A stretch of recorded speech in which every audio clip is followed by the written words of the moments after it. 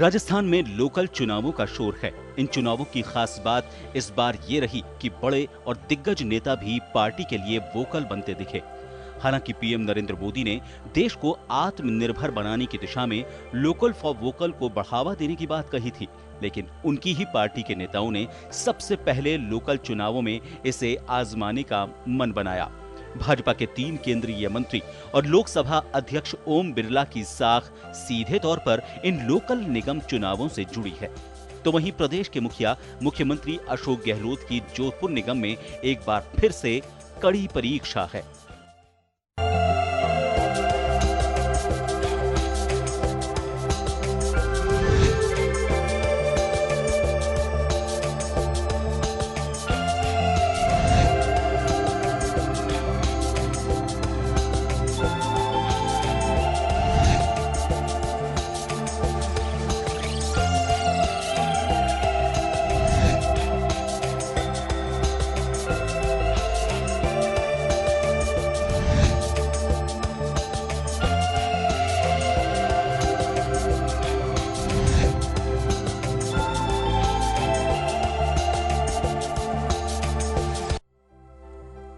कांग्रेस जनता के बीच वादों के साथ जा रही है और भाजपा निगम चुनावों में सरकार की नाकामियां गिना रही है। भाजपा ने ब्लैक पेपर जारी करते हुए सरकार पर जमकर हमला बोला। हालांकि इस बीच भाजपा ने जनता के सामने अपना विजन डॉक्यूमेंट भी रखा। कांग्रेस ने संकल्प पत्र में जनता के मन पर छाप छोड़ने की कोशिश की है और जयपुर, कोटा और जोधपुर के लिए अलग-अलग संकल्प पत्र जारी किए हैं। जयपुर में जारी संकल्प पत्र में कांग्रेस ने जनता से 41 वादे किए हैं, जिनमें प्रशासन, शहरों के संग अभियान, पट्टे, सीवरेज, सड़कें बनाने सहित कई बिंदुओं को शामिल किया गया है। तो भाजपा ने नगर निगम को आत्मनिर्भर बनाने के रोल मॉडल को आगे किया है।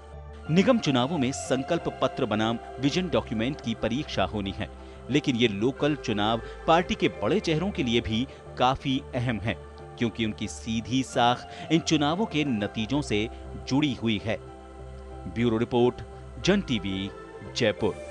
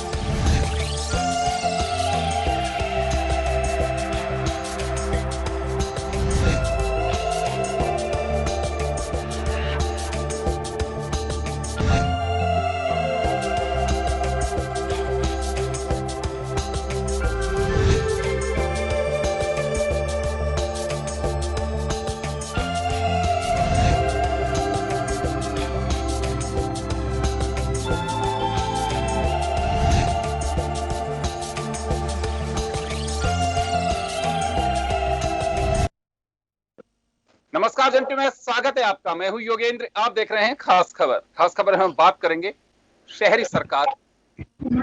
प्रदेश के 3 बड़े महानगर जिसे कह सकते हैं, उनके 3 निकाय में वोटिंग और वोटिंग के साथ ही एक ऐसी तस्वीर निकल करके आने की उम्मीद है कि जिसे लोकल फॉर वोकल, जो प्रधानमंत्री नरेंद्र मोदी ने एक स्लोगन दिया। मैं यही बात इस वजह से जिक्र कर रहा हूं कि आपने देखा होगा कि पूरे इलेक्शन कैंपेन के दरमियान बड़े दिग्गज भी लगे रहे। वैसे तो मैं एक बहुत अच्छी बात मानता हूं इसको कि जो दिग्गज बन जाते हैं वो कार्यकर्ता से बनते हैं, चाहे वो प्रधानमंत्री नरेंद्र मोदी हो या चाहे कोई दूसरे नेता हो। तो ये एक एहसास होना चाहिए कि चाहे कोई किस भी स्तर पे चला जाए, वो चाहे कैबिनेट मंत्री बने देश का, या राज्य मंत्री बने, या फिर स्टेट गवर्नमेंट में मिनिस्ट्री में हो, लेकिन फिर भी कार्यकर्ता के लिए वो वोट मांगे, वो चाहे चुनाव कोई सा भी हो। इस लिहाज से तो मैं बड़ा एक अच्छी बात मानता हूं कि कार्यकर्ताओं का मनोबल इससे बढ़ता है। पूरा इलेक्शन कैंपेन हमने देखा भी है। लेकिन चलिए, लोकल फॉर वोकल और कितना किसके याद रहेगा कि घोषणाएं जो की गई हैं, एक संकल्प पत्र, दूसरा विजन डॉक्यूमेंट, बीएसपी या दूसरी पार्टियां जिन्होंने चुनाव में अपनी उपस्थिति दर्ज कराई है, जो चुनाव फाइट किया उन्होंने, उन लोगों ने अपने अंदाज से जो वादे किए हैं कि चलिए मैं जीतने पे ये करूंगा, तो भी अपनी तरफ से, क्योंकि जनता पूछती है कि आप जीतेंगे तो करेंगे क्या।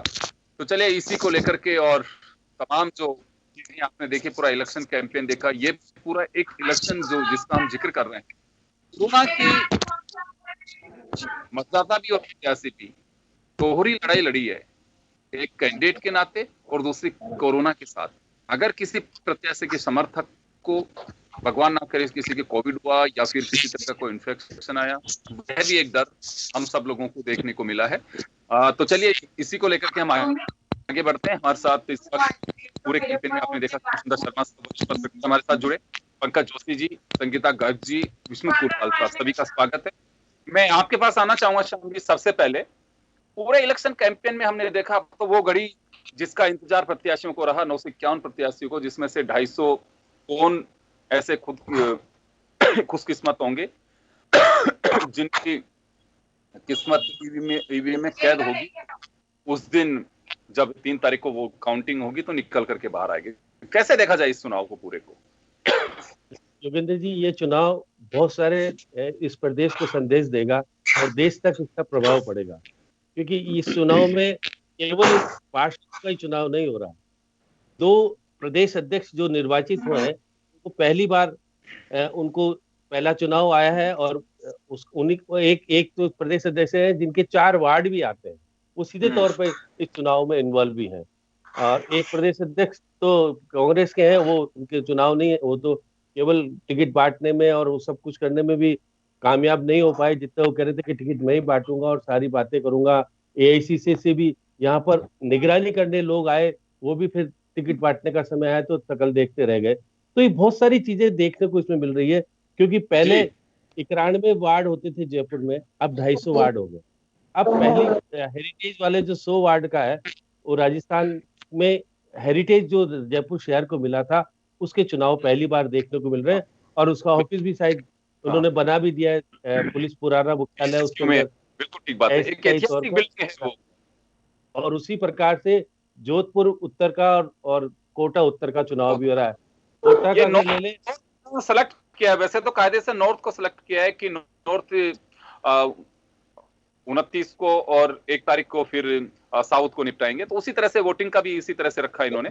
लेकिन श्याम जी, यहाँ एक बात कहनी पड़ेगी कि जो पूरे इलेक्शन कैंपेन को हम देखें, कुछ ना कुछ नया अंदाज, नई बातें आती हैं, इसमें कहीं कोई डाउट नहीं है। यही लोकतंत्र का उत्सव है।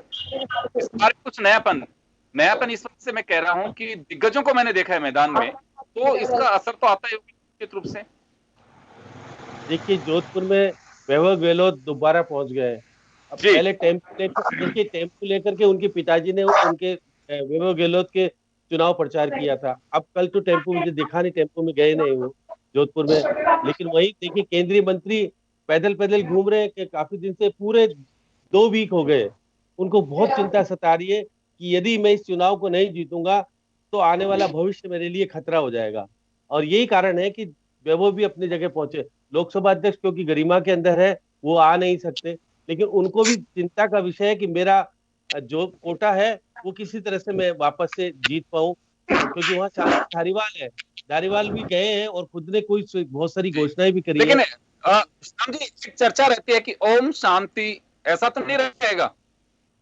देखिए, ये तो विधानसभा में भी आपने मुख्यमंत्री जी के मुंह से भी सुना कि ओम शांति कई बार सुना जाता था, और अब भी अगर ओम शांति होगी तो हो सकती है, और शांति हो सकती है, लेकिन पैसा लाने वाली बात है। लोकसभा अध्यक्ष अपने क्षेत्र में अत्यधिक पैसा ला सकता है, उस शहर में जो कि भराव की, जहाँ पानी वर्षा के पानी का सबसे, जयपुर ले लो, कोटा ले लो, जोधपुर ले लो, वर्षा के पानी से तरबतर हो जाते हैं, जहाँ ड्रेनेज सिस्टम समाप्त हो गया है, क्योंकि जो मूल रूप से नालियां थी शहर की ले लो, चाहे बड़े कॉलोनी के नाले ले लो, सबने बंद कर दिए, नालियां बंद हो गई है और केवल सड़कें रह गई है। उससे वो ड्रेनेज सिस्टम खत्म सा हो रहा है। आपने देखिएगा जयपुर शहर का जो अंदर का एक इलाका है, जिसमें 400 करोड़ का जो योजना बनाई थी, कहते हैं ज्योति खंडेलवाल जी दिन बता रही थी, वो आज के बस्ते में बंद है। तो बहुत सा, जोधपुर को स्मार्ट सिटी के अंदर नहीं लाया गया, जो नगर निगम का एक्ट नहीं है अब तक। ये सारे मुद्दे सामने होंगे। अब चुनाव तो हो रहा है, और चुनाव में से कहते हैं कि हम वापस आ रहा हूँ आपके पास, मैं वापस आ रहा हूँ आपके पास में। हमारे जो पैनलिस्ट हैं उनमें पंकज जोशी जी को सीधा एक एक्सपीरियंस रहा, खुद महापौर भी रहे। आपके साथ इस चुनाव को थोड़ा सा हम डिफरेंट देख करके चल रहे हैं, और वर्षों से जिसका जिक्र अभी श्याम जी ने किया, आज तक निगम का एक्ट नहीं बन पाया। देखिए, मैं बिल्कुल जो है, मैं कि निगम के एक्ट 2 या 3 बार निगम के एक्ट बने, और दोनों तीनों बार निगम के एक्ट जाकर के सरकार के पास गए। और ये बात अभी नहीं, आप ये देखें तो 73, 74th अमेंडमेंट की यदि बात करें तो आज जो है मुझे लगता है कि 25 से 30 साल हो गए, लेकिन पूरी देश में जो है 73, 74th के अमेंडमेंट्स को लेकर के लगातार जो मेयर काउंसिल है वो लगातार मांग करती है, और वो जो है पूरी नहीं हो पाती। और उनकी उसमें सबसे बड़ी जो बात होती है वो होती है बेसिकली जो है वित्तीय शक्तियां, और वित्तीय जो है खुद का जो है बेसिकली उनका भरण पोषण। तो जब तक वित्तीय रूप से सुदृढ़ नहीं होंगी तब तक आप जो है बड़ी मुश्किल में रहते हैं। अब आप इनको चीज को देखेंगे तो बेंगलोर म्युनिसिपल कॉर्पोरेशन है, बॉम्बे म्युनिसिपल कॉर्पोरेशन है, दिल्ली म्युनिसिपल कॉर्पोरेशन है, क्योंकि इनके पास बेसिकली जो है रेवेन्यूज के जो है तरीके जो है वो काफी मात्रा में है, और काफी जगह जो है इनकी रेवेन्यूज हैं। तो वो रेवेन्यूज के कारण जो है उनके जो एक्ट भी बने और उनके जो है वो चीज भी चलती रही। लेकिन जयपुर की जो स्थिति हुई इसमें यही रहा कि रेवेन्यूज के लिए, क्योंकि रेवेन्यू का जो सबसे बड़ा पोर्शन था वो था बेसिकली ऑक्ट्रा, और ऑक्ट्रा के रिएम्बर्समेंट पे जब बात हुई तो कभी भी उसको रिव्यू नहीं किया गया। परसेंटेज तो बढ़ती गई बट रिव्यू नहीं किया गया। अब आप जो है जब 98, 99 के अंदर जब ये बातें थी तो उसके बाद में लगातार जो स्पेशल था आज का व्यापार और उस टाइम का व्यापार, उसमें एक परसेंटेज वृद्धि करती रही। लेकिन आप ये देखेंगे तो व्यापार जो है 4 गुने से लेकर के 100 गुने तक बढ़ चुका है, लेकिन अभी उसके अकॉर्डिंगली जो है उनको जो है पोर्शन नहीं मिलता है। ये तो एक लोकल बात है सबकी, जो चाहे किसी का भी निगम हो चाहे किसी की सरकार हो। अब रही बात जो है जयपुर में इस चीज की कि अब 2 म्युनिसिपल कॉर्पोरेशन हो गए हैं। अब 2 म्युनिसिपल कॉर्पोरेशन होने के कारण सबसे बड़ी जो चीजें आएंगी वो ये आएगी कि 2 बड़ी मेजर थिंग्स रहेंगी कि क्योंकि शहर का अंदर का इलाका ना तो हाउसिंग बोर्ड में है और ना ही जेडीए के रीजन में है, तो उसका जो भरण पोषण जेडीए और हाउसिंग बोर्ड का है तो उसका भरण पोषण तो जो है ग्रेटर को ही मिलेगा, या इसमें सरकार कुछ करेगी, क्योंकि अभी तक उसका कोई निर्धारण नहीं है, पहली बात। तो अब ये जो चीजें आएंगी उनमें बहुत सारी चीजें तो लगातार 6 महीने से 8 महीने साल भर तो इन चीजों पर लग जाएगा कि उनके राइट्स और अधिकार जो है, दोनों के दायित्व और जो उनके अधिकार होंगे उसके ऊपर जो है चर्चा होगी। लग रहा है कि जो एक कवायद देखी जा रही है उसमें चुनौतियां काफी रहेंगी, क्योंकि डिवीजन जो क्या है, चाहे जयपुर हो, चाहे कोटा हो, चाहे उदयपुर, जोधपुर हो, सब जगह जो बड़े नगर हैं उनका डिवीजन करने के बाद में तो 1 साल तो आपको लगता है कि चुनौती का सामना करने में निकलेगा कि कहाँ कैसे सेट करना है, नए रूल्स को कैसे फॉलो करवाना है, कहाँ बिल्डिंग होगी, कितने कैसे संसाधन जुटाने। तो ये लगता है कि पहला जो बोर्ड होगा आफ्टर डिवीजन, उसके सामने तो ये चैलेंजेस रहेंगे अभी। बिल्कुल, देखिए मैं आपको एक छोटी सी बात बता दूं कि जब कंपनीज के मर्जर और डीमर्जर होते हैं, जब कंपनीज के मर्जर और डीमर्जर होते हैं तो जो कॉर्पोरेट सेक्टर है वही 2-2, 3-3 साल लग जाते हैं। तो ये तो सरकार है, क्योंकि आप देखेंगे तो जब कंपनीज होती हैं, जो बेसिकली प्राइवेट सेक्टर होता है, वो कितनी जल्दी से तेजी से बढ़ता है और कितनी तेजी से उसकी रफ्तार होती है। और उसके बाद भी क्योंकि उनका जो बेसिकली जो ऑब्जेक्ट होता है वो दूसरा ऑब्जेक्ट होता है, क्योंकि प्रॉफिट मेकिंग ऑब्जेक्ट है, यहाँ सर्विस ऑब्जेक्ट मोटिव है, तो दोनों ऑब्जेक्ट भी डिफरेंट है। तो उन ऑब्जेक्ट के कारण भी जो है जो चीजें हैं आपको हो सकता है 6 साल भर ही नहीं, क्योंकि सरकार ने इसके ऊपर जो है ना तो चिंतन किया ना विश्लेषण किया केवल जो है वोटिंग को देख करके, सरकारों को देख करके कि हमारी जो राजनीतिक जो है वो कैसे हो, उसके कारण उन्होंने 2 निगम को करके और उन्होंने कोशिश कर दी। और आपने खुद ने देखा अभी पंचायत चुनाव में जो है लगातार एक शगुफा छोड़ा गया कि बिना जो है सिंबल के होने चाहिए। तो ये जो सरकारों के तरीके हैं, ये कहीं ना कहीं जो है यदि सिटीज को अच्छा बनाना है, अच्छा बनाना है, तो करने पड़ेगा। वापस आ रहा हूँ पास में संगीता जी के पास जाना चाहूंगा। संगीता जी, इनडायरेक्टली निशाना तो कांग्रेस पे साध ही दिया पंकज जोशी साहब ने, और जैसे कहा कि सिस्टम को तैयार करने में वक्त लगेगा। डिवीजन को भी बीजेपी लगातार इस बात को लेकर कह रही है कि गलत समय पे गलत तरीके से किया गया है। ये बात सही है कि फाइनेंशियल प्रॉब्लम है एक तरफ तो, और दूसरी हम खर्चे बढ़ा रहे हैं, और ये सारी स्थितियां हैं कि इलेक्शन भी 2 में करवाने पड़ रहे हैं। एक तरफ आप वोटिंग देख रहे हैं तो दूसरी तरफ लोगों को इंतजार है इसकी आचार संहिता डे, और जो नोटिफिकेशन है वो सेम डे। तो जब 1 तारीख को मतदान होगा तो 2 दिन का उनको बेनिफिट मिलेगा। खैर ये चलिए कमीशन का काम है, लेकिन अभी जो चैलेंजेस आपको भी कुछ दिखाई दे रहा है, जैसे पंकज जी ने कहा कि एक्ट सरकार ने लौटा दिया, उस पर जी देखिए योगेंद्र जी, मुझे लगता है कि भारतीय जनता पार्टी ना तो जनता का भला चाहती है और ना जनहित का सोचती है। क्योंकि जब जयपुर की जनता की जो पॉपुलेशन है जयपुर की, या फिर मैं और नगर निगम की बात करूं, वहां की पॉपुलेशन को देखते हुए अगर आप चाहते हो कि जनता का काम सुचारू रूप से हो और बिना रुकावट के हो और जल्दी हो, तो उसी के मद्देनजर ये 2 नगर निगम भी उसी के मद्देनजर बनाए गए और उसी के मद्देनजर वार्ड भी बढ़ाए गए। लेकिन पंकज जोशी जी की जो कुंठा है वो इस बात की है कि कांग्रेस ने ये काम किया। कुंठा इस बात की नहीं है कि भाई क्यों किया, कुंठा इस बात की है कि जनता कांग्रेस के साथ है, और वो साथ इसलिए है कि जो जनता है वो ये चाहती कि हमारे जो काम है बिना रुकावट के त्वरित गति से हो। इसके लिए जरूरी ये है कि जो पार्षद है वो उस कॉलोनी को जाने पहचाने, अपने वार्ड को जाने पहचाने। और पहले वार्ड्स बड़े बड़े थे तो पार्षद जो है, क्योंकि जो नगर निकाय का चुनाव होता है मूलभूत आवश्यकताओं से जुड़ा हुआ चुनाव होता है कि पानी, सीवरेज, नल, बिजली और जो साफ सफाई, इनसे जुड़ा हुआ चुनाव होता है, जो कि हम डेली में इन समस्याओं से जूझते हैं। तो जनता क्या चाहती है कि मैं जब फोन करूं या मेरे यहाँ सफाई नहीं हो रही तो तुरंत वो कार्रवाई हो। लेकिन चूंकि समस्याएं बहुत सारी सामने आ रही थी कि सफाई नहीं हो पा रही या सीवरेज चौक है, बहुत सारी समस्या इस तरह की आ रही थी, तो कांग्रेस ने क्या सोचा कि जनता के काम सुचारू रूप से हो, तो जनहित को देखते हुए ये निर्णय किया गया है। रही बात रेवेन्यू, अब आपको लगता है कि सहज होगा, सारा काम सहज होगा, अब आप मान के चलती है? डेफिनेटली योगेंद्र जी, अगर हम इस बात को यूं जाने कि आपका पार्षद है वो एटलीस्ट अपने क्षेत्र को जाने पहचाने, हर एक व्यक्ति को समझे, हर एक व्यक्ति को ये जाने कि अमुक व्यक्ति का फोन आया है तो किस कॉलोनी से आया है, ये उसको पता होना चाहिए। इसीलिए ये सारा जो किया वो इसीलिए किया गया कि जनता के काम त्वरित हो और उसकी क्रियान्वित बर्डन कम किया। आप ये कहना चाह रही हैं कि पार्षद पे जो बर्डन था, कि और बर्डन जो था उसे, बर्डन तो देखिए हमेशा रहता है, हर जनप्रतिनिधि के रहता है, हर टीम लीडर के रहता है, लेकिन यहाँ पे आपको लगता है कि एक आइडेंटिफिकेशन में उसे प्रॉब्लम ना हो कि हाँ फला कॉलोनी, अच्छा ठीक है मैं जानता हूँ। चलिए मैं विष्णु जी के, मैं पंकज जी आपके पास आऊंगा एक बार। जी बताइए। मैं कह रहा हूं कि भाई संगीता जी, ये शिक्षा बेसिकली मुख्यमंत्री जी को भी दे देती, क्योंकि डिप्टी चीफ मिनिस्टर थे तो काम पे बंटवारा था, तो कम से कम ये शिक्षा तो दे देती कि साहब कोरोना काल है, डिप्टी चीफ मिनिस्टर को मत हटाइए, 2 आदमी मिलकर अच्छा काम करेंगे, जाकर के समझा जाइए उनको, कुंठा है आपको तो एक बार समझाते तो सही कि चीफ मिनिस्टर साहब तो पूरा लेके उड़ के बैठे, गृह मंत्रालय भी उड़ के बैठे और बाकी मंत्रालय भी उड़ के बैठे। अरे भाई थोड़ा सा समझा देते, ठीक रहता आपको, जाके शाम को उनको। ठीक है, कुलवाल साहब के पास। अच्छा चलिए संगीता जी, आप भी जवाब दे रही है तो जवाब ही दे दीजिए एक बार।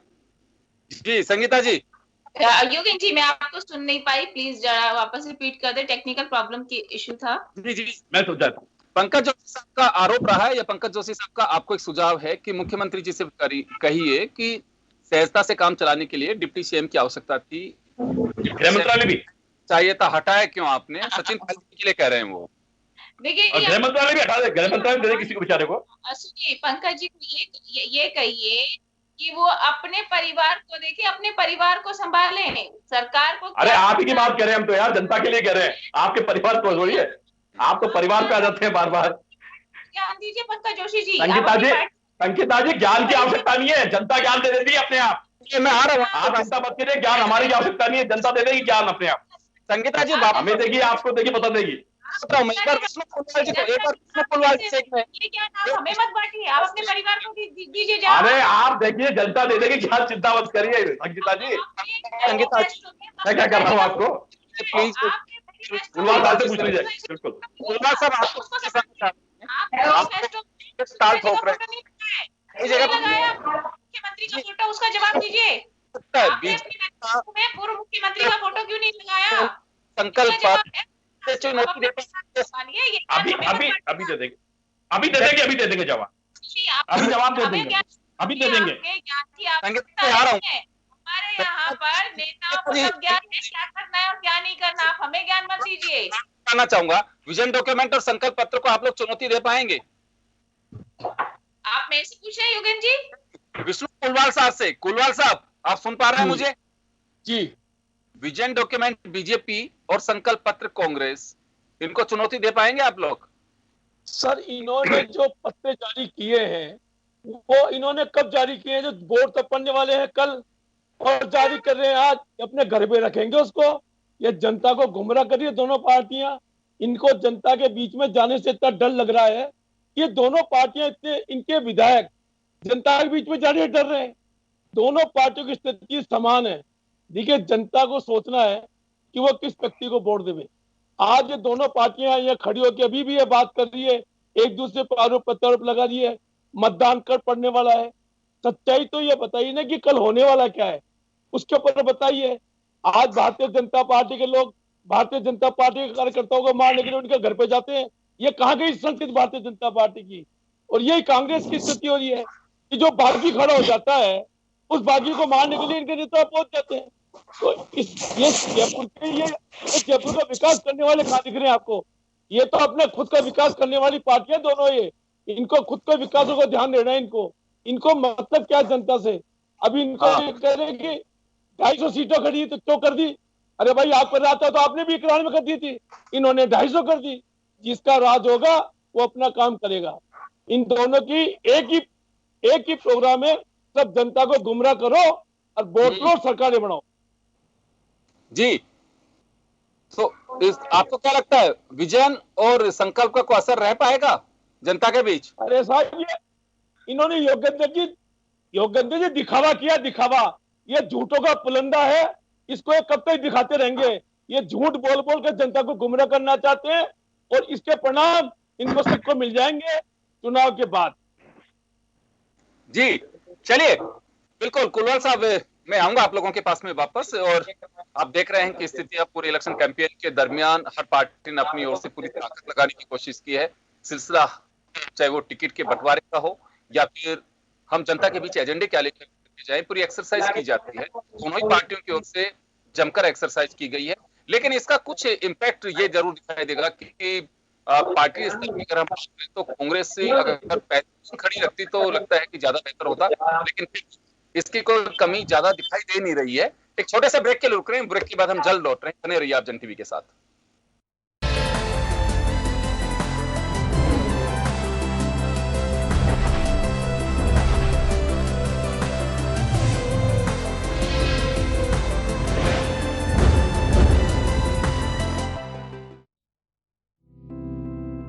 कुशल भारत की पहचान बन रहा है राजस्थान। केंद्र सरकार द्वारा अनुमोदित और RSLDC के संयुक्त तत्वाधान में राजस्थान का अग्रणी स्किल सेंटर कंप्यूकॉम फाउंडेशन दे रहा है एक सुनहरा मौका। जी हाँ, निशुल्क ट्रेनिंग के साथ निशुल्क भोजन और रहने की उत्तम व्यवस्था, हाईली क्वालिफाइड ट्रेनर्स और वेल इक्विप्ड लैब्स में पाएं अनेक स्किल बेस्ड प्रोग्राम का प्रशिक्षण और पाएं रोजगार के बेहतरीन अवसर। तो आज ही कॉल करें कंप्यूकॉम फाउंडेशन, टोल फ्री नंबर 9314601111। सुरक्षित स्वर्णिम भविष्य की बात, कंप्यूकॉम फाउंडेशन।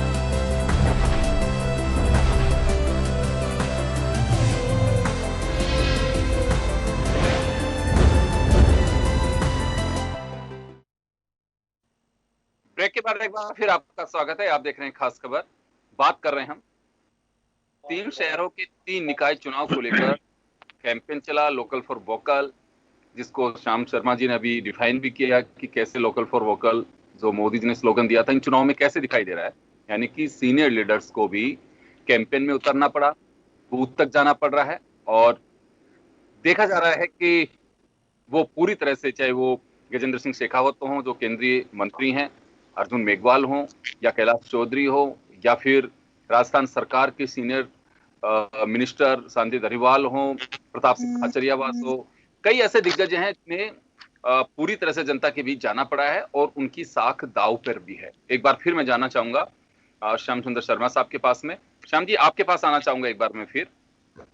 अभी एक बात कही डिवीजन को लेकर के कि निकाय का जो डिवीजन किया गया है उसमें पार्षदों की संख्या बढ़ा दी गई है। यहाँ भी एक बड़ा सवाल उठता है कि क्या वास्तव में इससे काम सहज हो पाएंगे कि उलझन बढ़ेगी इससे? देखिए योगेंद्र जी, पहले हिस्सेदार 91 थे, अब 250 हो गए। होता क्या है, बहुत सारी पहले हिस्सेदार 91 थे, अब 250 हो गए। हिस्सेदारी वाली बात कहाँ, ये तो जनप्रतिनिधि हैं। अब मैं आपको बता रहा हूँ कि देखिएगा कि नगर निगम के कामकाज होते हैं बहुत सारे, आपको बताओ ठेकेदार होते हैं, क्योंकि हमने ठेका सफाई का ठेका किसको मिले या बाकी का ठेका किसको मिले, ये निर्णय कौन करता है? पार्षद समिति के सदस्य ही करते हैं। तो उसमें हिस्सेदारी भी बांटने का काम भी करते हैं सारे अधिकारी, कौन किसको कहाँ लगाए, क्या करे, सारी बातें, बहुत सारी चीजें होती है। और नगर निगम का दायरा अब पहले थोड़ा बड़ा होता था, अब थोड़ा अलग अलग छोटा छोटा दायरा हो गया। अब बताइए, इतने लोग, बहुत कुछ तो सेवा भावी आए हैं लोग, लेकिन बेरोजगार लोग अगर चुनाव लड़के आ गए तो कोई ना कोई धंधा कैसे ढूंढेंगे, कहीं ना कहीं तो ढूंढेंगे। ये बड़ा सिद्धांत। देखिए मैं मान के सकता हूँ कि सारे लोग तो नहीं होते, लेकिन जिनको बेरोजगारों को टिकट दे दिया इन्होंने, वो तो कहीं ना कहीं धंधा ढूंढेंगे ही। हाँ, बाकी के जैसे कोई अलग साइड काम करने वाले हैं जो सेवा भाव से आए, एडवोकेट है या बाकी के लोग हैं, सीए है, बाकी चीज है, वो निश्चित रूप से सेवा भाव काम करते हैं और अच्छा काम भी करते हैं। आईपीएस भी चुनाव लड़ रहे हैं जयपुर से, एक रिटायर्ड आईपीएस भी, हालांकि वोटिंग उनकी 1 तारीख को होगी। अब देखिएगा कि अब आईपीएस को तो वैसे ही अच्छा खासा मिलता है, अब वो क्यों लड़ रहे हैं मुझे नहीं पता पड़ रहा है। अब आईपीएस को तो कम से कम, अब पंकज जी जैसे सीए थे तो इन्होंने भ्रष्टाचारी में का हाथ नहीं रहा और इनका के ऊपर कोई दाग नहीं लगा, इनको कहते भी नहीं कोई दागी है। तो ऐसे प्रभावी लोग कुछ आए, लेकिन जो बेरोजगार है, मैं मानता था एक मुकेश लखमानी था, धंधा करता था, उसके बाद बड़ा हो गया और आज पत्नी को भी टिकट निकालने में काम करता है।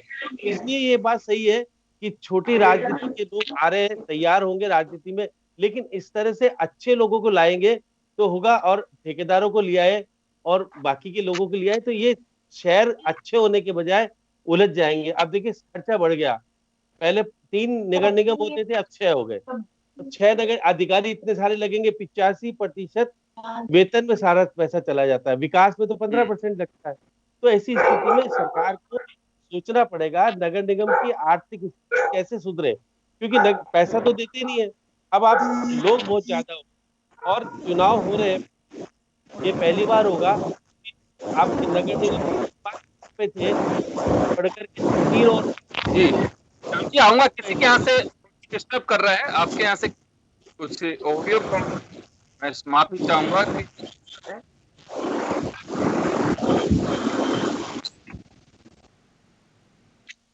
हाँ, किसी के यहाँ फैन चल रहा है तो एक बार प्लीज उसको बंद कर दीजिए। और चल रहा है, थोड़ा सा बंद करवा दिया सर।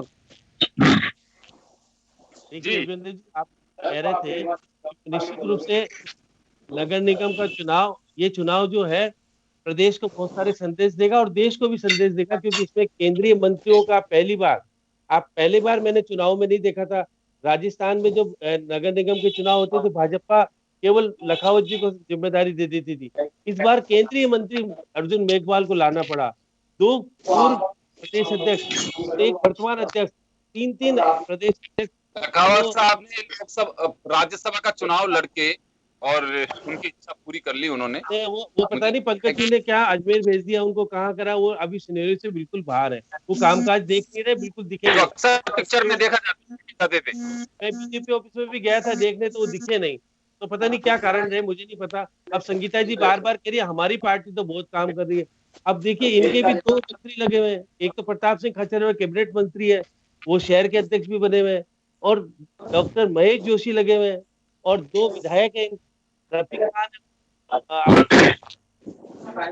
ज्योति और ब्रजेश ब्रजेंद्र शर्मा, और बहुत ब्रजेश शर्मा, सारे इतने सारे लोग इनके लगे हैं कि क्या क्या होना है कुछ सामने आ जाएगा, क्योंकि चुनाव का प्रक्रिया शुरू हो गई है, वोटिंग भी होगी। उसके बाद ये तीनों शहर के 2-2 नगर निगम पहली बार बनेंगे, और ऑफिस भी पहले नए नए बन रहे हैं, जोधपुर का और कोटा का तो पता भी नहीं है कि दक्षिण का कौन सा रहेगा, उत्तर का कौन सा रहेगा। तो ये 1 साल होने के बाद, 1 साल पहले इसका गठन किया गया था, 1 साल में भी ये सरकार इनके ऑफिस बनाने में कामयाब नहीं रही, तो अभी 1 साल लगेगा आगे भी। और पंकज जी ने सही कहा कि चुनौती आएगी, जो बोर्ड बनेगा, और पैसे की सबसे ज्यादा तंगी रहेगी, पैसा, क्योंकि सब निगमों को कर्ज बोर्ड के सामने, इस बोर्ड के सामने। बिल्कुल, मैं पंकज जी आपके पास आना चाहूंगा। देखिए, रिसोर्सेज करके हमने बात की, आपने बात हो रही कि कोरोना में इसके मामले में थोड़ा कंप्रोमाइज किया है, उन लोगों का यूडी टैक्स भी हम माफ करेंगे, गृह कर जो है जिसको यूडी टैक्स बना दिया वही माफ करेंगे। हालांकि आप तो मेयर रहे हैं, ये मुझे लगता है कि सीधा प्रावधान नहीं है किसी बोर्ड को कि आप पूरा टैक्स सिस्टम माफ कर सके। और दूसरी तरफ अगर ये चलिए नियमों संशोधन करके कर भी लेते हैं आप लोग, तो पैसे के लिए कैसे गुजरे हैं निकाय और पैसे चाहिए उनको, ये सब कैसे मैनेज करेंगे? आपने खुद ने भी कहा कि देखिए चैलेंजेस तो हैं, इसमें कहीं कोई डाउट नहीं है, तो फाइनेंशियल जो प्रॉब्लम आ रही है उससे कैसे मैनेज किया जाएगा? देखिए, मैंने आपको फिर कहा, मैं कह रहा हूं कि ये जो लोकल सरकार है, कहीं ना कहीं जो है पार्टीज का जो है सिस्टम है ना, अभी जो बात कर रही थी कांग्रेस की जो प्रतिनिधि है, वो बात कर रही थी कि साहब आप, मैं कह रहा हूं कि आप इसको लोकल गवर्नमेंट के रूप में लेके देखें, और रियल में प्रॉब्लम जो आपने कहा ना, पहले आपने एक सिस्टम लेके आए कि डायरेक्ट मेयर चुनेंगे, डायरेक्ट मेयर चुनने के बाद आपने चेंज कर दिया। अब आपने जो बात करना कि यूडी टैक्स, बिल्कुल आप ठीक करें, अभी यूडी टैक्स की आप स्थिति देखिए कि यूडी टैक्स को वसूलने के लिए आपने एक प्राइवेट फर्म को जो है यूटिलाइज कर दिया। हमने अपनी संकल्प पत्र में एक चीज लिखी है कि हम जो है बिना भार डाले एडवर्टाइजमेंट और यूडी टैक्स दोनों को जो है, क्योंकि यूडी टैक्स बनाना सरकार का काम है, लेकिन सरकार यदि पंकज जी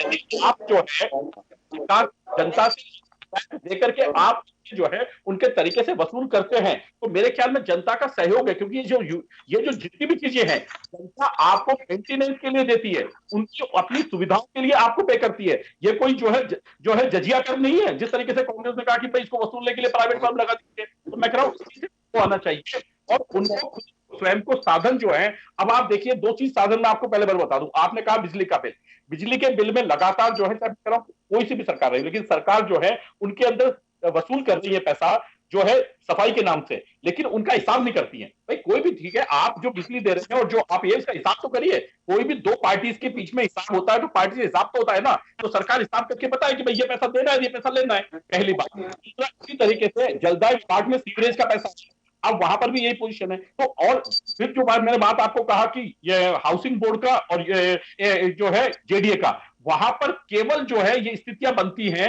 कि केवल जो है मंत्री जी जो है उनका आदेश की पालना होती है। मंत्री जी ने कह दिया इनको दे दीजिए तो दे देते हैं वो लोग, और नहीं देते हैं तो आप चाहे कितना भी उनको पर प्रेशर कर लीजिए वो नहीं देते हैं। तो मैं कह रहा हूं कि इस तरीके से जो श्याम जी ने कहा, और हमने उस दिन माना इस चीज को, क्योंकि जब हम संकल्प पत्र जारी करे थे तो हमने इस चीज को माना कि हाँ हम एक्ट बनाएंगे इसका, और एक्ट बना करके पूरी कोशिश करेंगे कि इस एक्ट को बन के बड़े शहरों के अंदर जो निगम के एक्ट हैं वो एक्ट बनकर के तैयार हो, और उन एक्ट में जो दूसरी बात जो आपने कहा, बिल्कुल मैं आपको फिर दोबारा कह रहा हूं कि जो प्रश्न कई बार अभी उन्होंने कहा कि साहब हमने जो है 2 निगम बना करके कर दिए। अरे आप कैपेबिलिटी, एक बार तो आप कहते डायरेक्ट मेयर की कैपेबिलिटी है ना, और एक बार कहते कि पार्षद की कैपेबिलिटी, मतलब आपने व्यक्ति की कैपेबिलिटी, एक आईपीएस चुनाव लड़ रहा है, पंकज जी संगीत का ये कहना है कि वार्ड का डिवीजन करने से पार्षद के पास और बर्डन रहता था कि कई कॉलोनी नहीं पहचान पाते थे, वो सारी चीजें हैं, वो एक सहजता के साथ काम हो पाएगा, ये कहना है कांग्रेस का।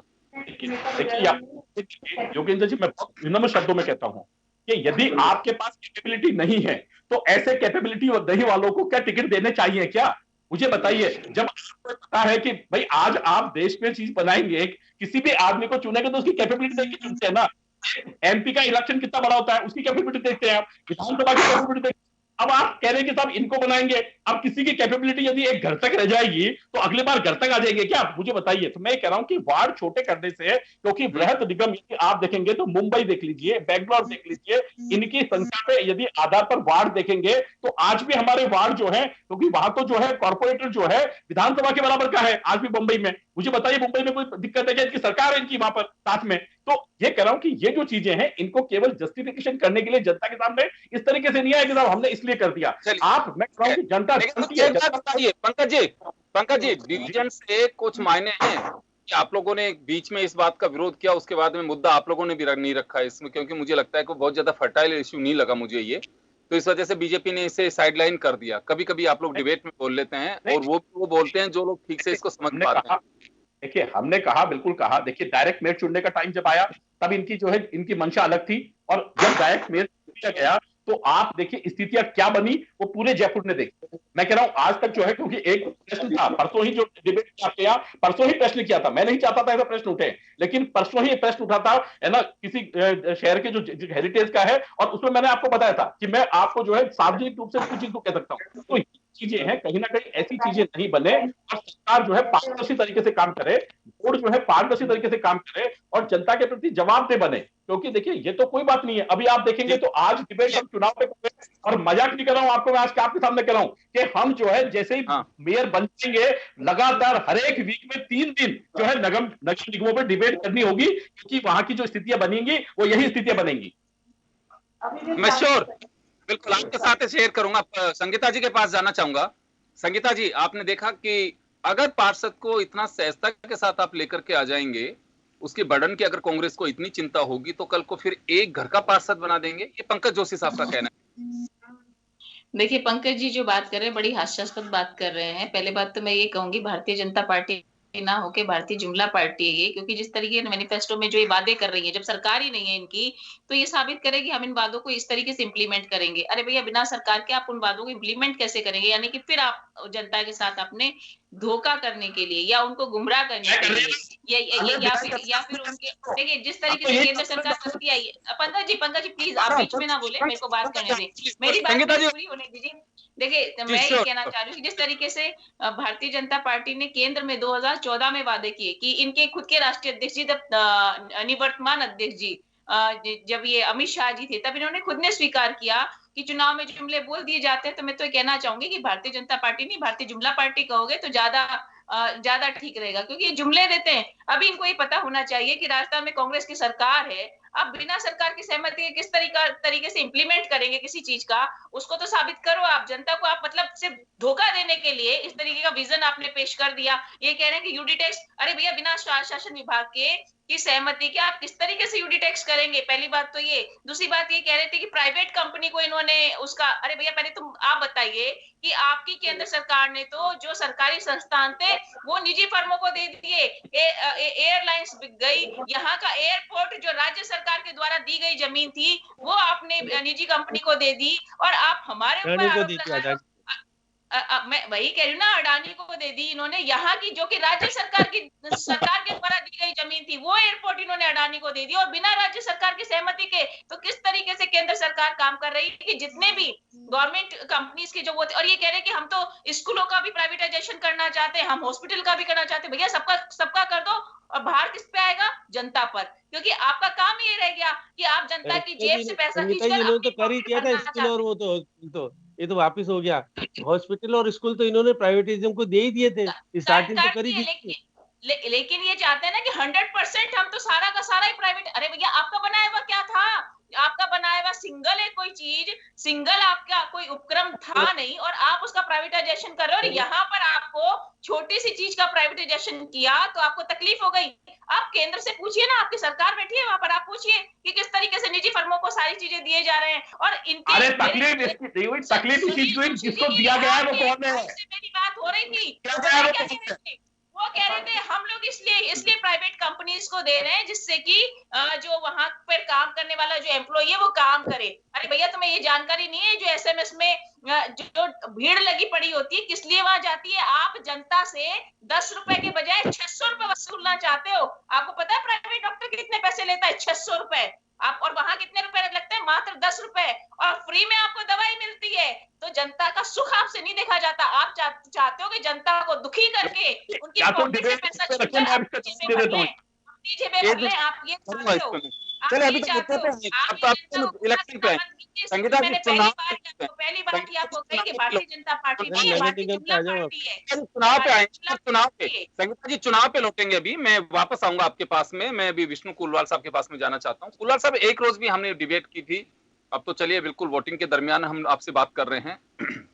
मैं एक बात जानना चाहता हूँ कि ये तो बड़ी बात हो गई, घोषणा पत्र या संकल्प पत्र, असेंबली और पार्लियामेंट, लेकिन अभी छोटे चुनाव में भी क्या वास्तव में प्रत्याशी को या वोटर को इतना ध्यान रह पाता है कि मैं किन वादों को ध्यान में रख करके वोट डाल रहा हूँ, या फिर पार्टी प्रत्याशी सोच के चल रहा हो कि हाँ बिल्कुल इन वादों के साथ हम जा रहे हैं? कितना वास्तव में जनता के बीच इन चीजों का महत्व रह गया है कि वो जो अनाउंसमेंट्स किए जाते हैं, जो वादे किए जाते हैं, उसको आधार बनाया जाता है वोट के लिए, खासकर लोकल बॉडी के इलेक्शन में? देखिए योगेंद्र जी, मैं आपको सच्चाई से अवगत करा रहा हूँ। नगर निगम चुनाव के लिए जिसकी सरकार होती है, मतदाता के माइंड में एक चीज फिट हो गई है कि अभी सरकार 3.5 साल कांग्रेस की चलेगी, अगर हमने विपक्ष को जिता दिया तो ये काम नहीं करने देंगे। तो जनता के माइंड में ये बात फिट हो गई है कि जिसकी सरकार होगी उसको वोट दो अगर आपको काम कराना है तो। ये सच्चाई है योगेंद्र जी।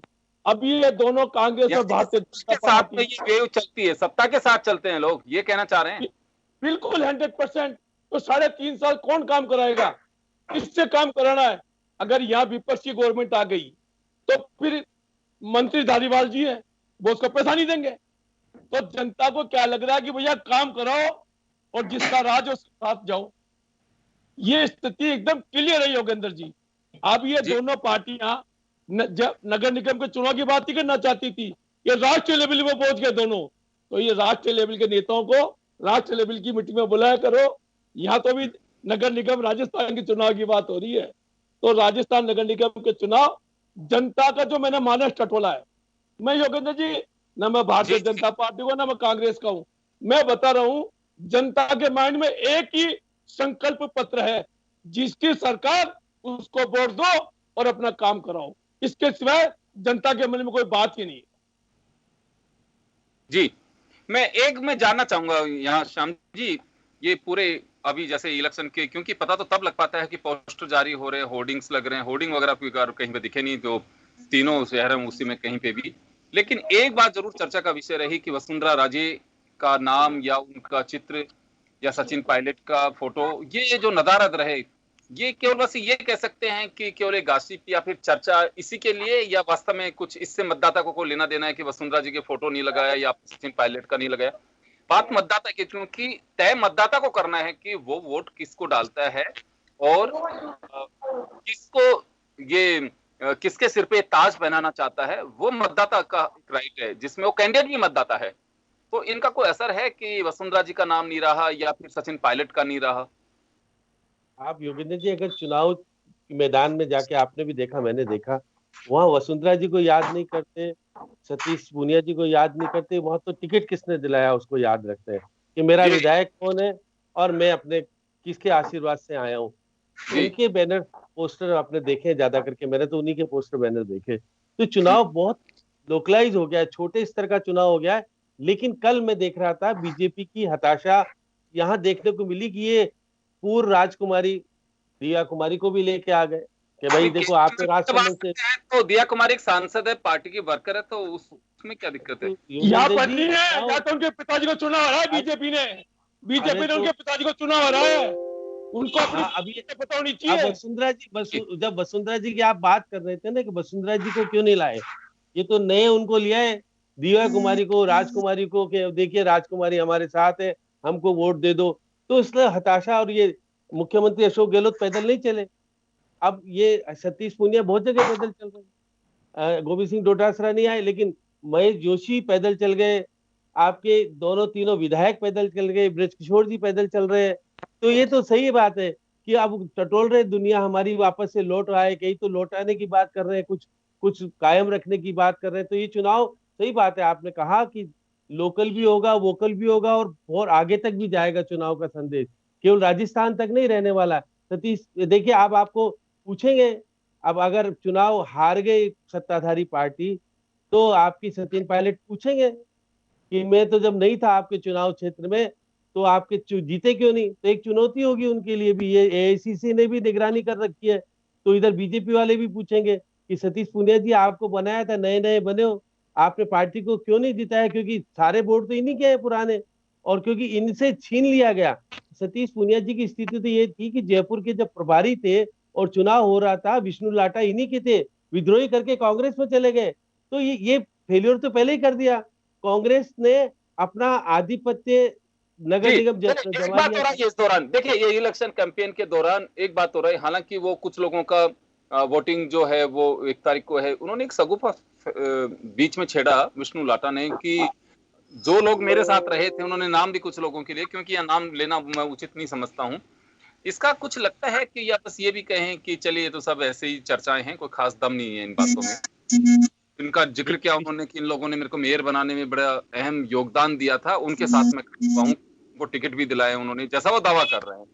तो ये पूरे उन्होंने 8 पार्षदों को टिकट दिलाए कांग्रेस से, जो उनको सहयोग करने वाले थे, 8 को टिकट दिलाए, और पंकज जी जितने लोगों को निकाल पाए और उनको टिकट नहीं दिला पाए, यही कारण है। देखिएगा कि 15 लोगों को टिकट तो शायद पंकज जी के आपके 15 लोगों को दिए, 15 कांग्रेस ने दिए, 45 इन्होंने दिए। पार्षद तो इन्होंने बहुत सारे काट दिए, आधे से ज्यादा पार्षद तो दिए ही नहीं, और कांग्रेस ने भी नहीं दिए। तो ये बात सही है कि देखिए हिसाब किताब होता है दोनों तरफ, कि पुराने लोग कौन से ठीक थे। बहुत से पुराने लोग चुनाव लड़ रहे हैं, कांग्रेस के भी लड़ रहे हैं, और कांग्रेस ने तो कहा कि जो जीतेगा वो हमारा होगा, बागी भी होगा तो वो भी हमारा होगा। तो कांग्रेस ने कोई कार्रवाई नहीं की है, और बीजेपी ने जरूर कार्रवाई कर दी है। तो ये बात सही है कि कांग्रेस तो दोनों तरफ लड्डू हाथ में रखती है कि जीतने वाला हमारा होगा, चाहे बागी हो। वापस लौट रहा हूं आपके पास में, मैं श्याम जी वापस लौटूंगा, एक बार पंकज जी के पास जाना चाहूंगा। पंकज जी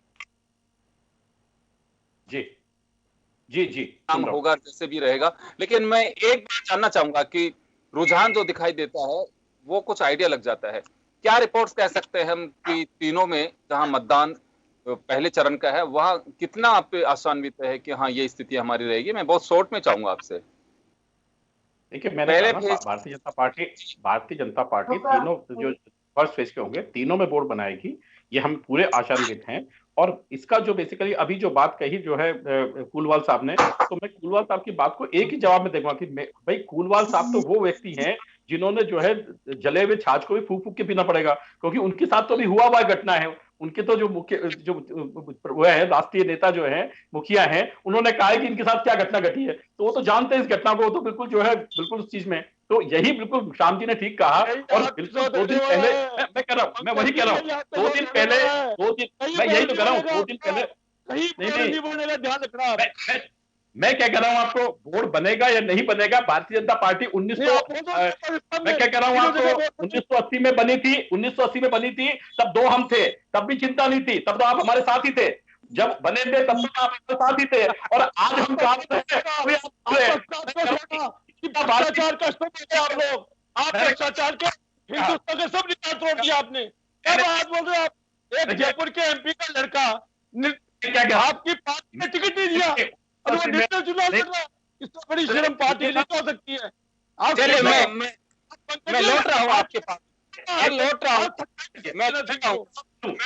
हूँ एक बार संगीता गर्ग जी से जानना चाहूंगा, संगीता जी से जानना पंकज जी आऊंगा आपके पास में, पंकज जी आऊंगा, संगीता जी आपके पास आना चाहूंगा। 3 जगह में जो मतदान पहले फेज का है, इसको लेकर के कांग्रेस कितना आशान्वित है, क्या स्थितियां मान करके चले? जी संगीता जी। जी बताएं। जी, जो पहले फेज की वोटिंग है और 3 जगह जो मतदान है, उसको लेकर के कांग्रेस कितनी आशान्वित है कि हाँ बोर्ड बना पाएंगे, नहीं बना पाएंगे? दावे तो कोई भी कर सकते हैं, कुछ आधार है कि अगर आप कहते हैं कि हाँ बिल्कुल तीनों जगह हमारे बोर्ड बनेंगे, तो कोई आधार है उसका? हेलो, देखिए योगेंद्र जी, हेलो जी, हाँ बिल्कुल बोलिए, आपकी आवाज आ रही है। योगेंद्र जी, देखिए तीनों जगह पर कांग्रेस अपने मेयर बनाएगी, और एक नहीं दोनों में कांग्रेस के मेयर बनेंगे, क्योंकि सरकार ने जो अपना घोषणा पत्र था उसको सरकारी दस्तावेज बनाया और उसके तहत मात्र 1.25 साल के कार्यकाल में 501 वादों में से 252 वादे पूरे करके 60% काम करके जनता के सामने एक उदाहरण पेश किया कि 252 वादे, आप समझ सकते हैं कि 1.25 साल के कार्यकाल में 252 वादे पूरे करके जनता के सामने उदाहरण पेश किया। तो जनता इस बात को भली भांति समझती है कि पहली बार सरकारी दस्तावेज घोषणा पत्र बनाए, उसके तहत जो काम हुए हैं, जनता उस बात को भली भांति जानती है कि कोरोना काल में भी जनता के काम सुचारू रूप से हो रहे हैं। माननीय मुख्यमंत्री अशोक गहलोत जी वीसी के माध्यम से, वेबिनार के माध्यम से सारे काम कर रहे हैं। तो जनता इस बात को समझती है कि सरकार कांग्रेस की है तो निकाय में भी कांग्रेस का बोर्ड बनेगा तो निश्चित रूप से जनता के काम सुचारू रूप से होंगे। और भारतीय जुमला पार्टी को जनता ना तो पसंद करती है, और ये तो कुलवाल जी ने पूरी तरीके से इनकी पोल भी खोल दी है और पंकज जी को ये आईना भी दिखा दिया कि इनसे जुड़े हुए थे ये, और उन्होंने पूरी तरीके से आईना दिखा दिया कि भारतीय जनता पार्टी नहीं है, भारतीय जुमला पार्टी है जो सिर्फ जनता से वादे करती है लेकिन बातों पर खरा उतरना इन्हें नहीं आता। जी हेलो, तो योगेंद्र जी मैं कहना चाह रहा हूँ, मैं कह रहा हूँ आपको जो कांग्रेस अब क्या स्थिति है, आप बताइए। कांग्रेस का बोर्ड बनेगा, कांग्रेस का मेयर बनेगा, एक में नहीं दोनों निकाय में, दोनों में। यहाँ पे हेरिटेज और ग्रेटर जयपुर में नहीं बनेगा तो मुख्यमंत्री इस्तीफा दे देंगे क्या? सबकी लुगाई आएगी, एमएलए की लुगाई आएगी। जो मोदी जी जनता को दिखाते लाल के सपने लेकिन सच कभी नहीं होते, वो आप जनता समझ भी चुकी है। क्या जनता से वर्तमान की बात करते नहीं, भविष्य के सपने दिखाते हो जो कभी पूरे नहीं होते। तस्वीर साफ होगी। 5 महिलाएं बनेगी, 5 महिलाएं पहली बार इसके पाले में बोल जाती है। तो फिलहाल तो कहेंगे कि चलिए, आप वोटर हैं, जहां पे वोट पड़ने हैं तो आप वोट जरूर डालें और ऐसा पार्षद चुनें जो आपका अपना नेता हो। तो बहुत बहुत शुक्रिया आप सभी का। खास खबर में इतना ही, दीजिए इजाजत, नमस्कार।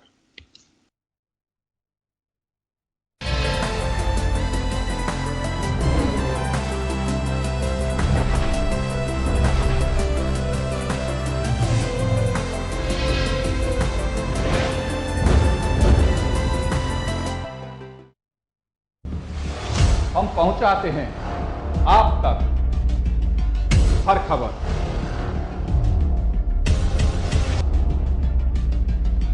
बजट कितना खरा उतरता दिख रहा है। खबर जो है आपके काम की।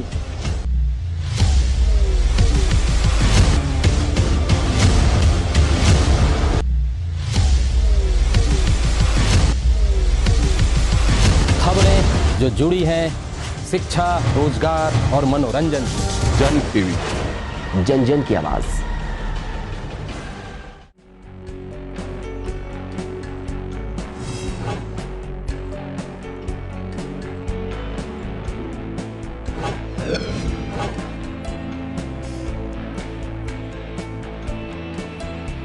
Yeah.